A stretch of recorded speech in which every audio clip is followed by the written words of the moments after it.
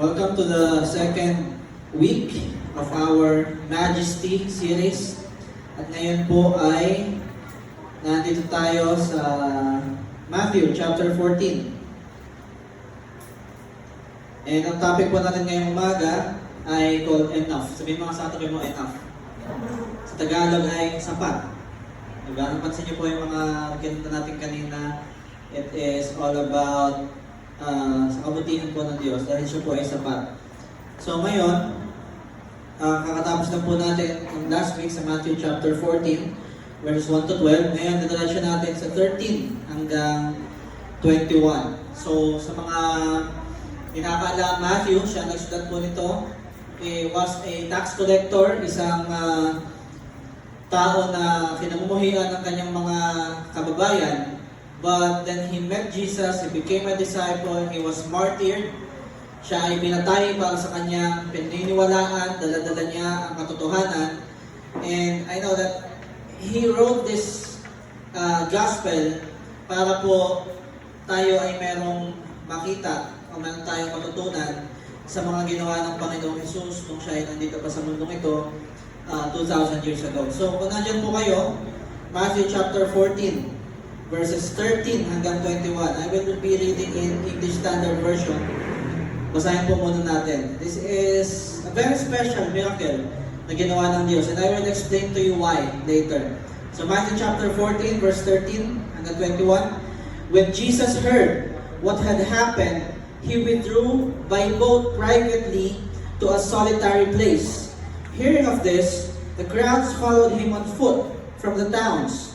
When Jesus landed and saw a large crowd, he had compassion on them and healed their sick. As evening approached, the disciples came to him and said, "This is a remote place and it's already getting late. Send the crowds away so they can go to the villages and buy themselves some food." Jesus replied, "They do not need to go away. You give them something to eat."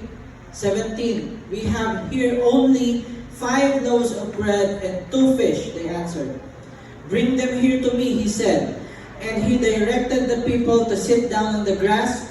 Taking the 5 loaves and 2 fish, and looking up to heaven, he gave thanks and broke the loaves, and he gave them to the disciples, and the disciples gave them to the people. They all ate and were satisfied, and the disciples picked up 12 basketfuls of broken pieces that were left over.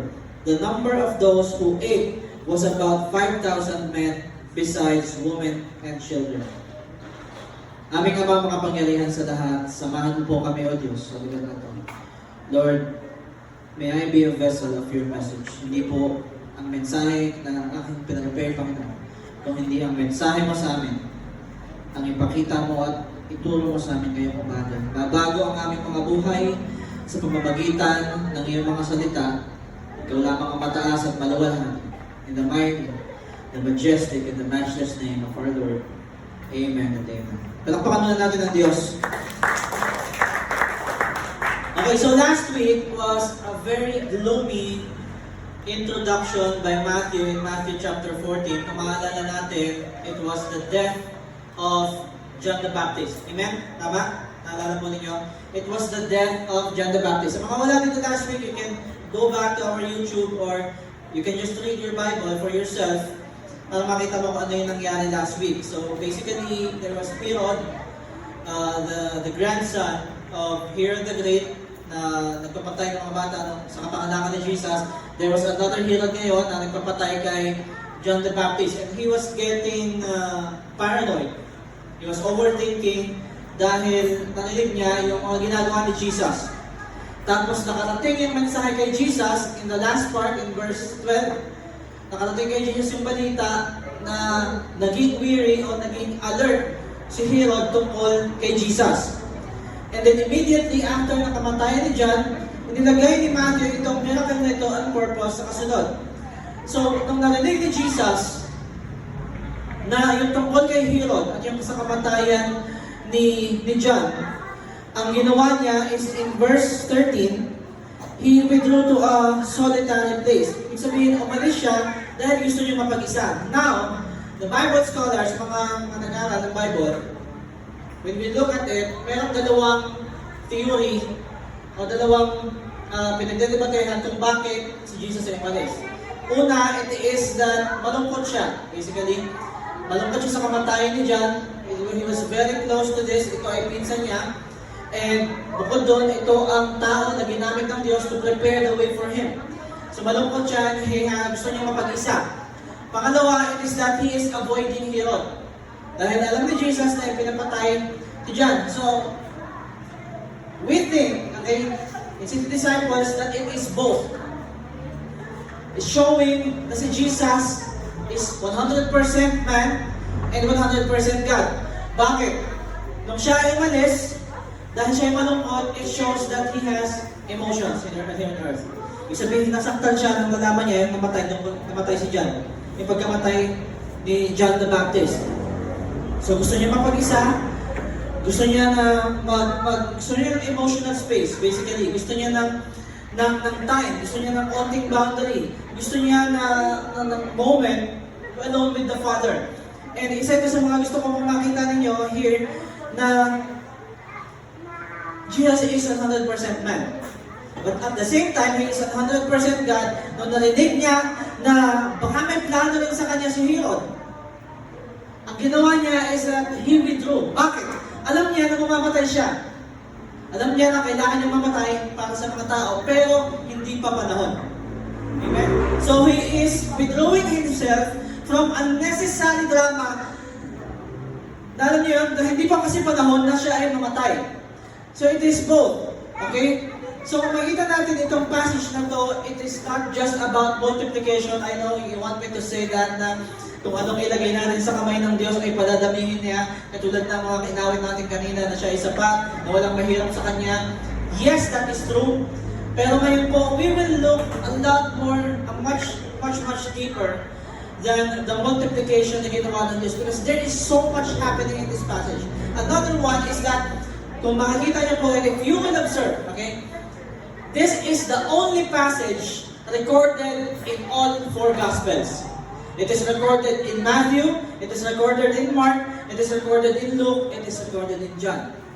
Okay? Matthew and John, two of the disciples, first-hand witness ng ginawa ni Jesus, they recorded this. And then there is Luke, who is a companion, who is a Gentile. Okay? The only Gentile writer in the Bible na nagsulat about Jesus Christ, a close companion of Apostle Paul, he recorded this miracle. And then there is Mark, a companion of Peter, a second-hand witness. Luke and Mark, sinulat nila itong miracle na to on their Gospels, showing us the importance of this. Nag-iisa, okay? Nag-iisang miracle recorded in all four accounts of the life of Jesus. Bakit kaya? It is because God wants to show us that this is a very special and a very important miracle na ginawa ni Jesus. Okay po? Amen? Kasama ko po ba kayo? Amen. So ngayong umaga po, I want us to see clearly that this is about the kingdom of God. Hindi lang ito about abundance, but it is. Okay? It is about abundance, but not just about it 100%. At gusto ko pong ipakita sa inyo is this one word, one special word kung saan magpupunto lahat ng babasahin natin ngayon, and that is dependence. Sabihin mo sa katabi mo, dependence. Okay? That is where it is pointing. And the title of this message is called Enough. Okay? Number one, pasok po tayo sa ating points, majesty that moves with compassion. Majesty that moves with compassion. Again, himay-himayin po natin itong mga verses na ito. Mag-start tayo in 13 and 14. Majesty that moves with compassion. Hindi pa ako sanay na nasa ulo kayo. May nilalagyan na ni Harvey ng araw dyan. Majesty that moves with compassion. Verse 13, when Jesus heard what had happened, He withdrew by boat privately to a solitary place. Okay, let us pause there. Sabi ko po sa inyo kanina, there are two possibilities, and we believe that it is both. Na si Jesus ay gusto niyo magpag-isa, basically because of His hurt. Amen? He was hurt sa pagkamatay ni John the Baptist. I think it was beautifully portrayed in the Chosen. Sa mga nanonood ng The Chosen, di ba? Yung heartbreak niya nung nalaman niya na namatay si John. Namatay na ba si John? Namatay na, di ba? Tumbling na yung babae doon eh. Ang galing din ang portrayal nung sayaw nung anak ni Herodias, ng babae. Galing, sabi ko, yun ang gawin nila sa, sa recital. Kaya niyo ba yun? Di ba, napanood niyo na ba? Ang galing ng babae, di ba? Ang galing ng sayaw niya. Parang sawa na tumatambling. Sa mga hindi pa nakarinig, panoorin niyo na lang ng The Chosen. And then, we can see here sa kasunod, sabi dito, hearing of this, the crowds followed him on foot from the towns. Okay, post na isa din. Tingnan nyo ha. Si Jesus, gusto niya mapag-isa, kumuha siya ng bangka, maglalayag siya, pupunta sa northern part ng Galilee, ng Sea of Galilee, kasi gusto niya mapag-isa. In other accounts, doon sa John, may nakalagay doon kasama niya yung ibang disciples. Kasama niya yung mga disciples. Okay? So, nagbangka siya, and then nakita siya ng mga tao. And I told you, simula pa lang ng God of Miracle series natin, na lumalaganap yung pangalan ni Jesus sa lahat. Alam nila na nagpapagaling siya ng may sakit. Alam nila na pag merong may sapi ng demonyo, lumalayas. Alam nila kapag pilay, nakakalakad. Pag na-meet si Jesus, pag alis, nakakalakad na. Alam nila yung mga bulan, nakakita muli. Alam nila na si Jesus ay nagtuturo ng may authority. Alam nila na pag lumapit sila kay Jesus, marami silang matututunan. He was a rabbi unlike any other. At maraming namamaka sa mga tinuturo niya. And then this comes, nakita nila si Jesus, sumakay ng bangka, and then here comes the people, yung mga tao lang sa mga paligid na towns, nakita nila si Jesus at sumaganap pa kanyang balita. Kasi Jesus ay nagbabangka. So ang ginawa nila, tignan nyo yung trip nito mga tao na to, sinundan nila si Jesus, anong sabi doon sa verse 13? On foot. Sabihin mo sa katabi mo, on foot. Ano yung on foot? Ang Tagalog, lakad. Na sobrang ito yung isa pang word na gusto kong maalala nyo ngayong umagang ito. Sabihin mo sa katabi mo, desperation. Desperation. They were so desperate to be with Jesus, to meet Jesus, to hear Jesus, to experience Jesus, na nung nakita nila siya na nagbabangka, sinundan nila yung bangka sa paligid. Kung ito yung dagat at nasa dalampasigan, kung saan pumunta yung bangka, lalakaran nila yung gilid. Sino dito yung naka-experience na maglakad sa dalampasigan ng malayo? Katulad ng nung ginawa, naalala ko merong isang Generation Overcomers na nawala yung mga campers. Sino nakakaalala na? Diba? Nawala yung mga campers. Sa sa Batangas, sa tabing dagat. Yung pala, gabi yun, naglakad kasi lang sa Sinuleo ata yun. Naglakad sila ng palayo, naghahanap sila ng alimango. Nakarating na sila ng heart of the ocean. Imagine niyo, I think it was around 3 to 5 kilometers ang nilakad nila. Pagbalikan na pagalitan sila lahat. Kasi naglako sila. Ang layo na naman nalating nila. And then imagine these people who were desperate to hear Jesus. Ano niyo po kung gaano kalayo yung nilakad ng mga to? Kakasunod nila kay Jesus. Yung tinignan ko po, yung amount, yung distance ng nilakad nila, para ka naglakad simula dito hanggang Dasma. Tapos kayo magpapasundo ka din. Wala tayong pagkasin. Maski pupunta lang ng mangga sa church, magpapasundo pa kayo sa mga kuya niyo, di ba? Na sobrang desperado nila, hindi sila mapipigilan. At ang sobrang ganda ng detail na nilagay ni Matthew, yung salitang on foot. Kasi ibig sabihin, wala sa kanilang mayaman. Bakit? Walang mayroong kabayo, walang nakasakay sa carriage, walang nakasakay sa kotse. Di ba? Wala ng kotse na. Pero wala silang sakyan. Lahat yung sumusunod kay Jesus. Naglalakad. And then, can you just imagine na naglalakad sila? Saan kayo punta? Si Jesus yung sa bangka. Tara! Ano sila si Jesus? Tapos, padami yung sumusunod. Can you imagine?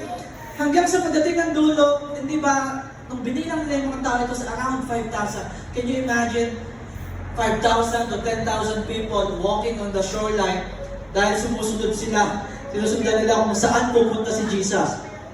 And then in some accounts, I think it was in John, na-figure out ng mga tao kung saan siya pupunta. Kaya nauna na sila doon. Tignan niyo, hindi ito slow walking, okay? Ito ay intense walking na talagang paspas sila ng paglalakad na halos lumakbo na. Kasi kailangan mauna sila doon. Kailangan pagdating nila doon, sila yung una makikita ni Jesus. Okay? Do you see the desperation that they have? And the desperation that I want city disciples to have. I want this church to have. Na alam mo yung kailangan mong gagawin mo ang lahat para lang makita si Jesus. Amen? I want us to have that kind of desperation. Kasi hindi ito normal. Okay? Hindi po normal ito. They were doing it with all of their energy. Okay? Sino dito yung mahilig mag-jogging? Sino may mahilig itong jogging? Ito mga ito, nung nakaraan. Na-get into jogging sila. Hanggang saan ang pinakamalayang na takbo dyan? Kasama kayo, di ba? Saan kayo nakarating? Twin Lakes? Ay, di, sa ano? Nakarating na ba kayo na dito sa Tagaytay? Sa Tagaytay? Malapit sa SMBC na ginagawa. Sa ano? Maragondon. Sino nakatakbo na hanggang Maragondon? Maliban sa akin. Maragondon. Yung Maragondon loop. Tapos Titingga. Can you imagine walking papuntang Dasmariñas dahil alam mong meron doon gagawin si Jesus? Like, halimbawa bigla tayo nag-trip na, okay, our encounter night will be on this place in Dasmariñas, Cavite. Tapos wala kang pamasahe, pero alam mo, may gagawin ng Lord. Tapos sige, maglakad na lang tayo kaya. Nag-trip yung mga boys. Ano kayo? Lakad na lang natin. Can you imagine their desperation to experience the Lord? That they had to think na kaya nila lakaran yung ganun kalayo. I want you to be in the passage. I want you to immerse yourself in what is happening because this is very special. Okay? And then in verse 14, ito na. Dahil sa trip nila ginawa nila, in verse 14, when Jesus landed, pagdating ni Jesus sa Pampa, and saw a large crowd, nakita na niya yung mga tao. Siguro nakikita na sila ni Jesus na naglalakad ng malayo pa lang kasi kung may 5,000 tao na sumusunod sa iyo at naglalakad, siguro na makikita mo din yun. Tingnan niyo kung anong naramdaman ni Jesus. He had compassion. Sabihin mo sa katabi mo, compassion. He had compassion on them and healed their sick. Alam niyo, I'm gonna be a little personal. The Lord's been speaking to me lately and alam natin itong nakakaang linggo, I'm not gonna sugarcoat this. Mayroong isang event sa Manila na taon-taon pinupuntahan ng mga tao, that is the Feast of the Black Nazarene. Amen? Mayroong mga natatawa kasi may suntukan. May suntukan pa. May mga nahimatay. May nakita ako na dinadala sa stretcher. Meron namatay, yes. Nakita ko na dinadala sa stretcher. Na nila, it is caught on video. And then, I see this large crowds of people desperate for a miracle. We'll go there na walang sapatos for hours sa init ng Manila. Hindi nga kami makatagal doon eh. Kaya nung makabilis kami ni Ate Pet sa Manila, hindi na ako babalik dito. Ayaw ko nang tumira dyan. Yung init na yon, alam niyo kung bakit nila ginagawa yan? They're desperate for a miracle. But their desperation is placed on a wrong deity. That is not Jesus. Jesus cannot be confined in an image. God is spirit. Sabi sa John, God is spirit and those who worship Him must worship in spirit and in truth. Pero ina-imagine nyo yung desperation ng mga Pilipino for something to happen in their life, to be blessed, to experience a miracle. And alam nyo, nung ako binabasa ko itong passage na to, nung nabasa ko yung sinabi dito that Jesus had compassion on them, I had the same compassion in my heart. At lumuhod ako sa harapan ng Diyos and I cried for them. Kasi sabi ko, if these people would only know the Jesus that we are worshiping, that they will experience a true miracle. I was crying, kaya ngayon, nasasaktan ako pag nakita ko yung ginagawa nila. Just because, grabe yung desperation ng mga Pilipino. Do you see this? And shouldn't Christians have the same kind of compassion for these people? Shouldn't we, who are first-hand receivers of miracles from Jesus, araw-araw ng buhay natin, we are receiving a miracle. Hindi natin kailangan makipagsiksikan. Hindi natin kailangan pumunta doon once a year to experience a miracle, because in this church, we experience a miracle. Amen? Can we have a compassion on these people? And be vocal about it? Can't we tell people that Jesus is alive? And that Jesus wants them, and Jesus is waiting. Kasi ito yung nangyari dito eh. Sabi dito, He had compassion of them. Naawa si Jesus sa kanila. Nabagbag ang damdamin niya sa kanila kasi sobrang desperado nila. To walk so far just to meet Him. At nung nakita sila ni Jesus, Jesus performed His first miracle. Okay, ang title nito in the Bible is The Feeding of the 5,000. Pero kung makikita natin, Jesus already made a miracle nung nag-meet sila. Anong ginawa ni Jesus? He healed their sick. Nagpagaling na agad si Jesus. And, okay, baguhin natin ngayon. Yung picture na meron sa inyo kanina na lahat ng tao naglalakad. Hindi! Meron pa sa kanilang may mga daladalang may sakit. Do you see now? Nilalakad na ngayon, ganun kahaba. May mga bit-bit, kasi baka meron pa doon mga sinasapian ng demonyo na nakatali at ewan ko paano nila dinala yun, nakasako, hindi natin alam. Di ba? Kasi nung alala niyo si Jerome, hindi yung tunay yung pangalan, yung binaba niya sa kisap, dala-dala siya ng mga kaibigan niya sa mat, di ba? Tama, bit-bit siya. And then these people, sumusunod sila kay Jesus, may mga sakit. Can you imagine na meron kang lagnat, tapos maglalakad ka na hanggang asma? Sige, may pasok na rin sa sarili mo konti dun sa passage. Can you imagine, napilay ka, ay, dalawa mo. Di ba? Dalawa kayong pilay. Hindi ako pwede ka ganyan. O may baka may bulag pa. Nasaan na ni Jesus? Can you imagine? People who are sick, desperate to meet Jesus, following Him for miles just to meet Jesus. And then nakita sila ni Jesus, hindi sila binigo ni Jesus.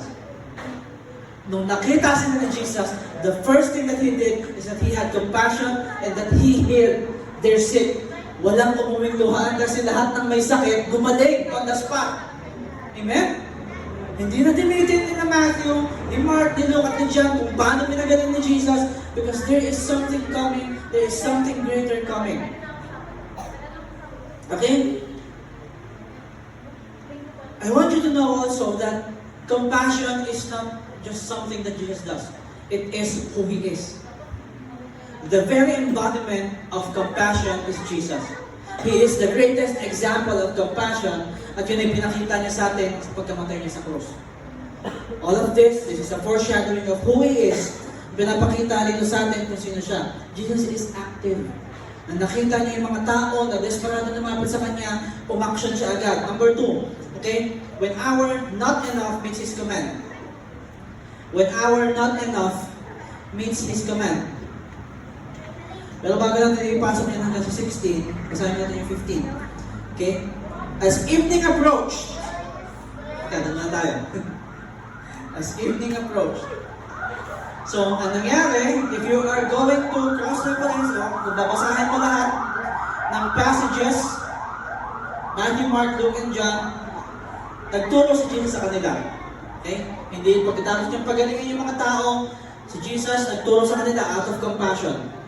Nagturo siya for hours hanggang sa inabot na sila ng gabi.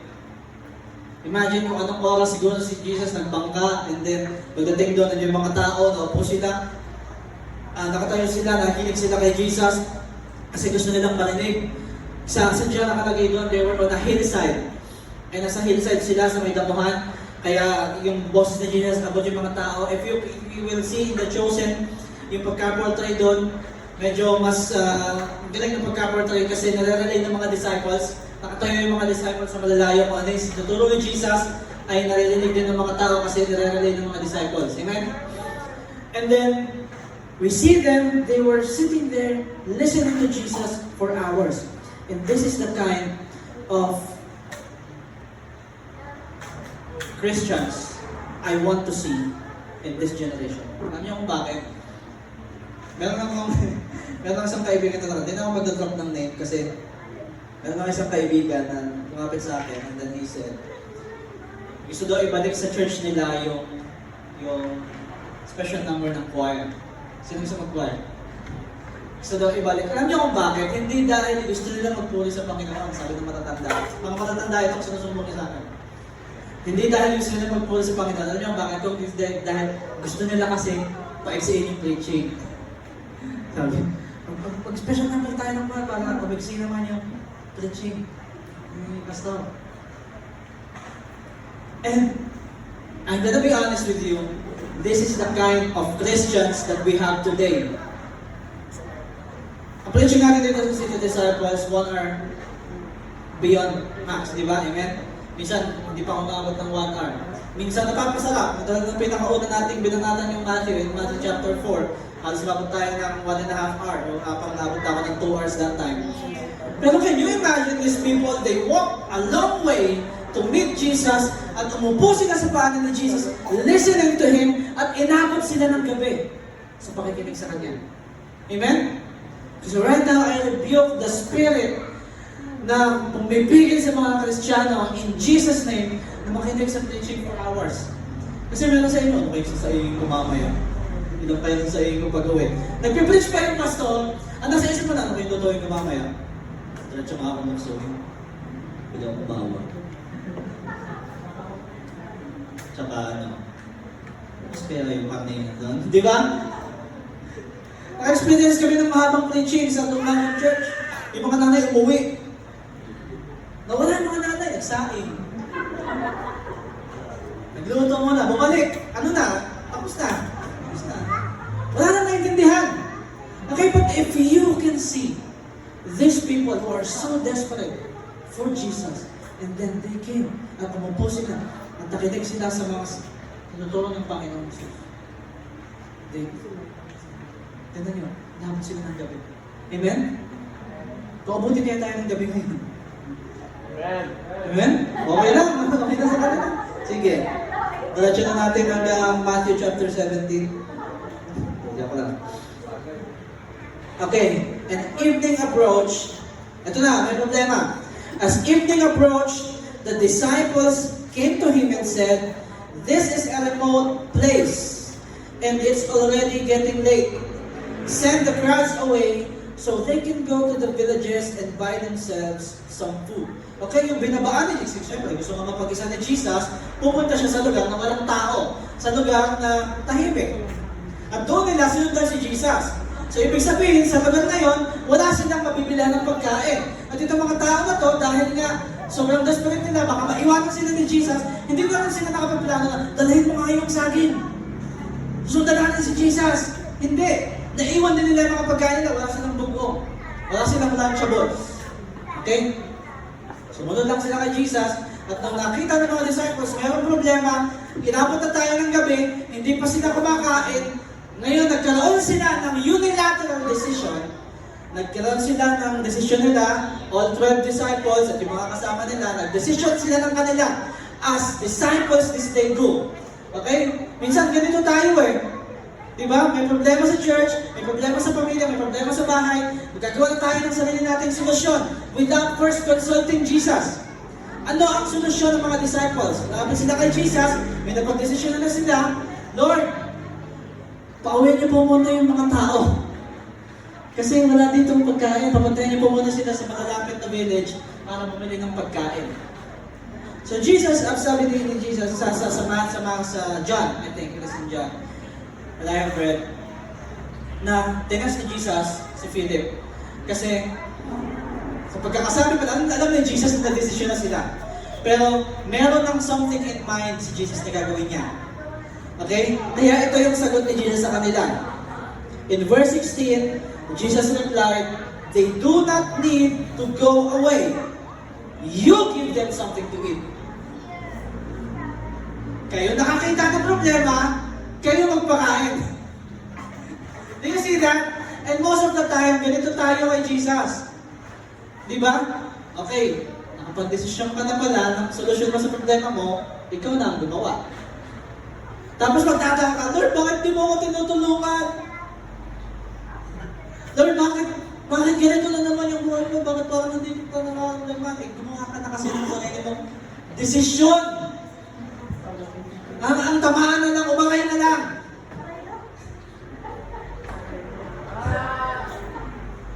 Di ba kasi most of the ganito tayo eh. Problemado ako. Ano kaya gagawin ko? Hindi ako mag-church. Hanap ako ng trabaho sa ibang lugar. Di ba? Punta ako sa ganito, punta ako sa ganyan. Nilipat ako ng school, nilipat ako ng ganito. Wala pa akong pinapatamaan, okay? Yun na yung pumasok sa isip ko ng example. Pero, instead of first, ito yung gusto ko matutunan ninyo eh.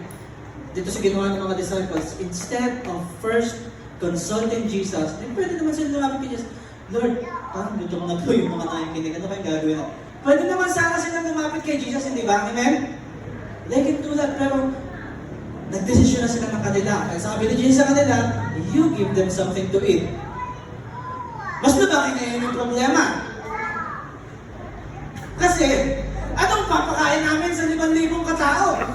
I think it was in Luke or in Mark, nakalagay doon, may sumabat kay Jesus, or in John, may sumabat. Sabi, Lord, pag pinakain natin ito lahat ng tao na to, alahating taon na sahod ang gagastusin natin para pakainin silang lahat. I encourage you to read on all four Gospels yung nangyari dito. Kasi, ganun kadami yung taong pakakainin nila. Kung nagpakain tayo sa kabila ng campers natin last year. Ilang campers natin? 150? Tama ba? 200? 250 pa lang. Okay? Madaling araw pa lang nagsasaing na kami. At sigurado walang dalang kaldero sila Jesus. At ang mga disciples. At nasa gitna sila ng kawalan, hindi sila pwede utusan natin, kuha ka nga sa layos ng ganito, kuha ka nga ng ganito, kuha ka nga sa sandok. Wala kang mauutusan kasi nagbangka sila doon, itong mga itong naglakad. Okay? At bukod doon, wala silang mabibilhan. So ito na. Okay? Sounds reasonable naman yung plano nila, you send them away.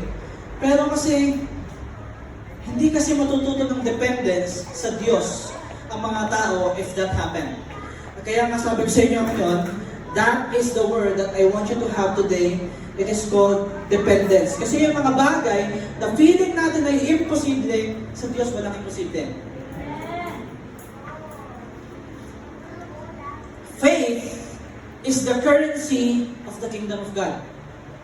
Confidence, okay? Hindi lang basta confidence, hindi faith.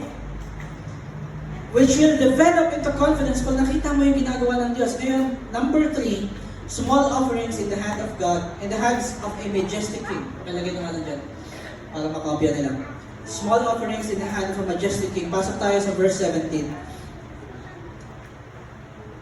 Sabi ni Jesus, pakainin niyo sila. Ngayon, sabi ni Matthew in verse 17, sinulat niya, we have here only, paki-highlight niyo po yung only, we have here only 5 loaves of bread and 2 fish, they answered. Paborito ito ng mga bata eh, sa mga Sunday school, di ba? Outreach. Mountain na, sino nakakalam na? Is the... 5 loaves of bread and 2 fish. Tapos nakakatawa to sa John eh, kasi yung sabi doon, we only have, ang nauna lang nila sinabi, they have 5 loaves of bread. Tapos, and 2 fish. Nasa dulo na rin sinabi, isda pala. May dalawa palang isda. And then we can see, yung salitang only, ito po yung salita dito, na medyo mabigat. Okay? The word only carried the word, the doubt that they have in their hearts. Yung pagdududa nila, pabatter pa ko dito sa mga to eh, kasi alam niyo kung bakit? Tapos na tayo sa God of Miracles series. Ibig sabihin, ang dami ng ginawa ni Jesus. Nakalakad na yung mga pilay, nakakita na yung mga bulag, may mga sinasabihan ng demonyo, na sa labang pa ng demonyo lumayan, naalala niyo si Legion? Di ba? Naalala niyo yung Legion, hindi Gideon na Legion. Okay, wala magpapakalan sa anak niya ng Legion. Pakiusap.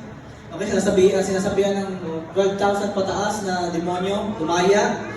Okay? Ang dami ng ginawa miracle si Jesus. And then, nung tinanong sila ng Jesus, ang sabi nila, we only have here. They still have doubt in their hearts na may pwedeng gawin ng Diyos in that moment. And I want you to see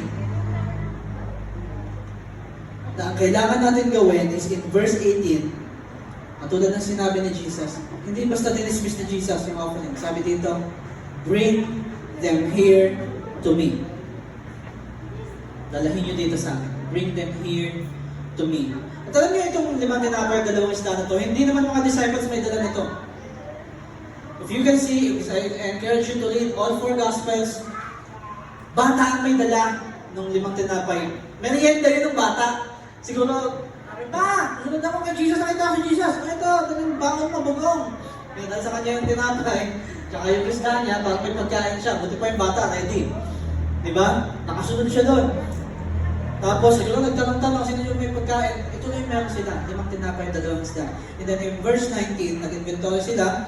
In verse 19, binigay nila kay Jesus, He directed the people to sit down on the grass. Utusan sila, maupo kayo sa damo.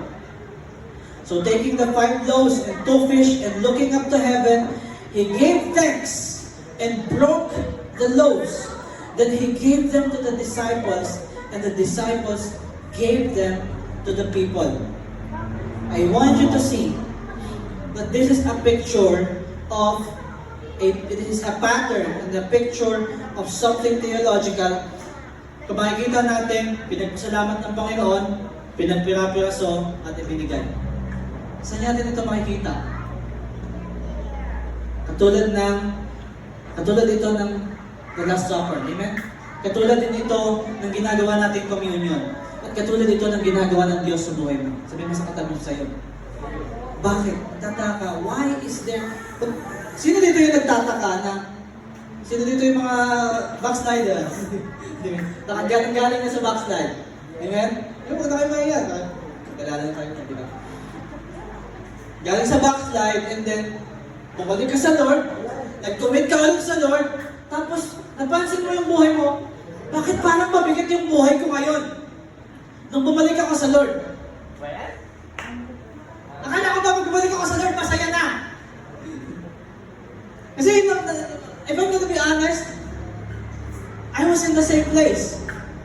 Kasi alam niyo kung bakit ang unang ginagawa ng Diyos when you come back to Him is the, sabi mo sa katabi mo, breaking. Nauuna yung pag-break. Before He can rebuild you, before He can multiply you, before He can use you, He will break you. Katulad ng ginawa ng Diyos dito sa church na to. Bago ibinuhos ng Lord ang revival in this church, we were all broken. Amen? God broke us. Because it is necessary.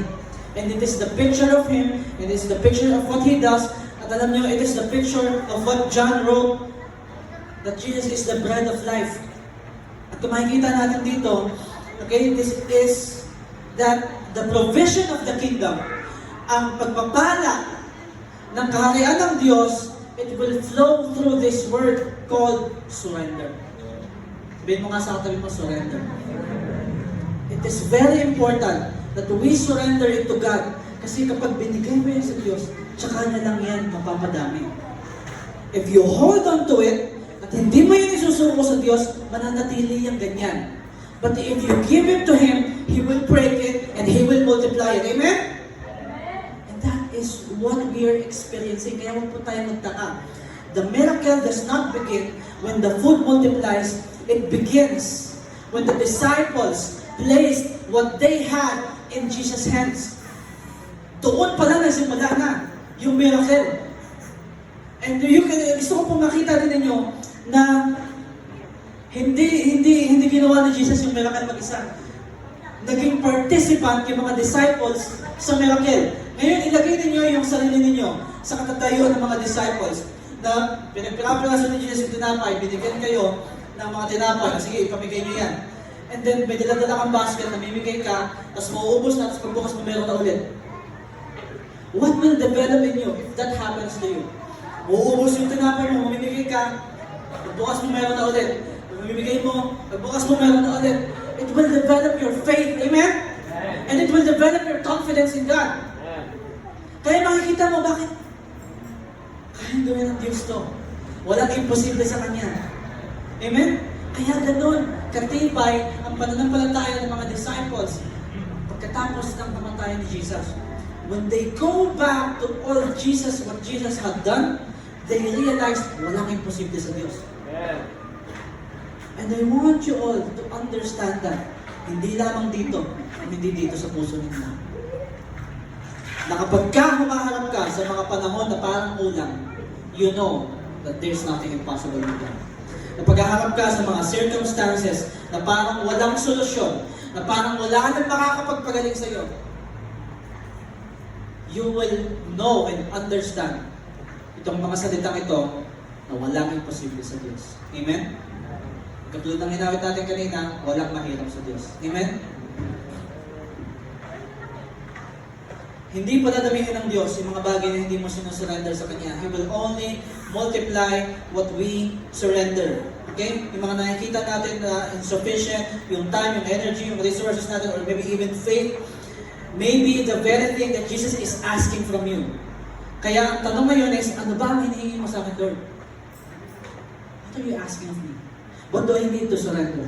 What do I need to give back to you? Ano ba yung kinuha ko, Lord, that I have been keeping in my heart na ngayon gusto mong ipasuko sa akin?